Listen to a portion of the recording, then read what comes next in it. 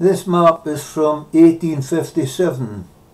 It clearly shows the extent of the huge shingle bank that protected Stonehaven from the sea. You can see the spring high tide line running right from Cowie down to the back of the old town and then back up the inside of the sandbank to the corner that is now Turner's Court. This is the corner. It's my ancestor's sawmill, Civvy's Mill, and the bridge across the river was known as Civvy's Bridge. The height of the sandbank and the buildings on it, the bathing huts, etc., are all clearly to be seen, with the sandbank the same height as the promenade.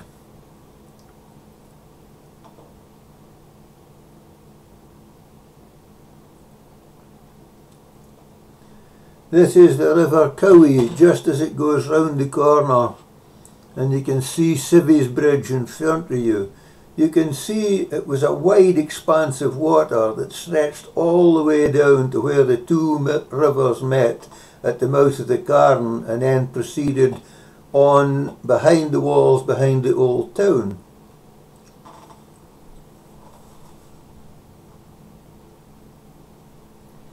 This is looking south from the point somewhere where the groin would be nowadays. You can see the old town in the distance, but on the right hand side of the picture you can notice the gradient of the beach and also the size of the stones making up the shingle bank.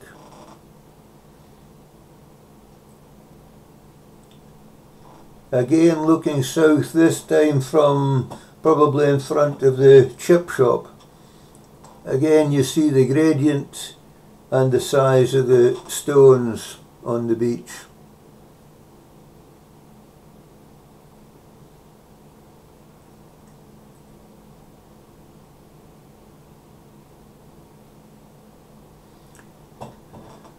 This is probably from around the end of the promenade looking south. You can see the shingle bank reaches out to the middle of the Bracken Rocks. But you can also see on the right hand side the footpath going along the top of the beach behind the bathing huts and the much lower level of the shingle behind the old town. The shingle always graded naturally from north to south. The biggest stones were at the north end and the finest shingle was at the south end. This is because in spates, when the Cowie and the Carn combined, they invariably broke out through the shingle bank, and this had the effect of washing away the big stones and leaving finer gravel. But once the spate had passed, very quickly the rivers would return into their own old watercourse behind the old town, and the shingle bank would rapidly rebuild, but always in much finer material. There's the red shelter, and the pavilion is on the other side of the road. This was obviously before the promenade was built, but again, looking towards Cowie, you can see how steep the beach used to be.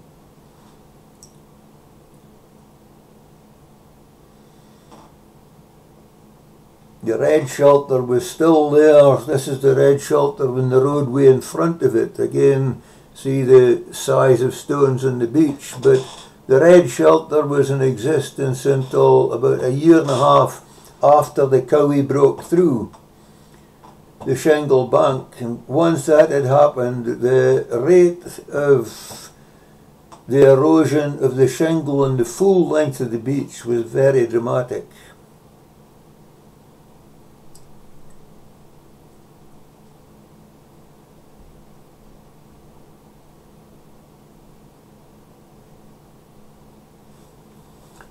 This was taken from a point which would have been directly behind the town hall. This is the end of the bridge that you see on the left hand side. But obviously the Cowie was flowing on the inside of that bank because the bridge has come across it.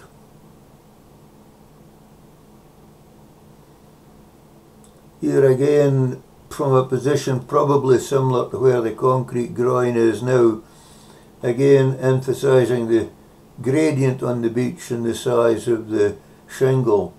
The gradient on any beach is entirely caused by the structure of the material on the beach. Fine sandy and fine gravel beaches are very flat. The larger the stones, the steeper the beach. Here, down from water level looking up, you can see just how high the top of the shingle bank was above the water's edge.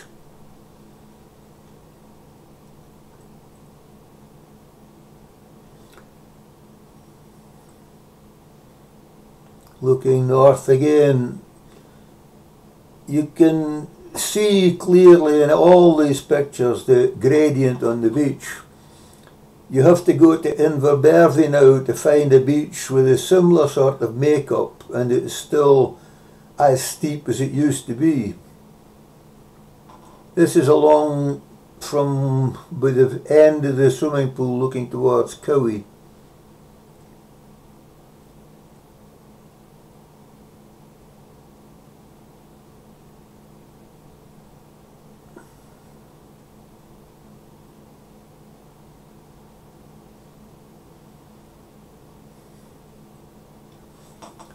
The finer the material that the beach is made with, the flatter it is. This is why you have wide sandy beaches like Montrose and Aberdeen, and then very steep shingle beaches like Inverbervie. But following the breakthrough of the Cowie, it is hard to believe just how quickly all the shingle disappeared off the beach at Stonehaven.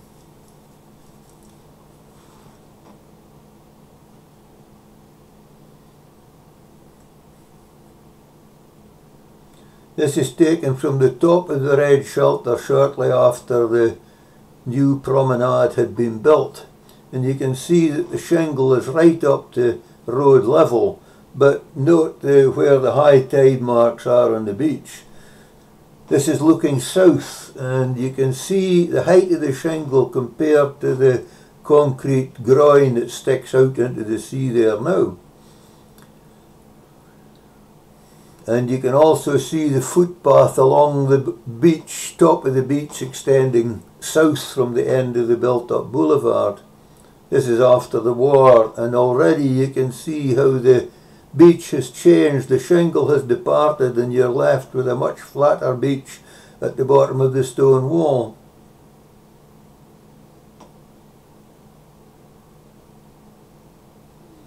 This is 1926.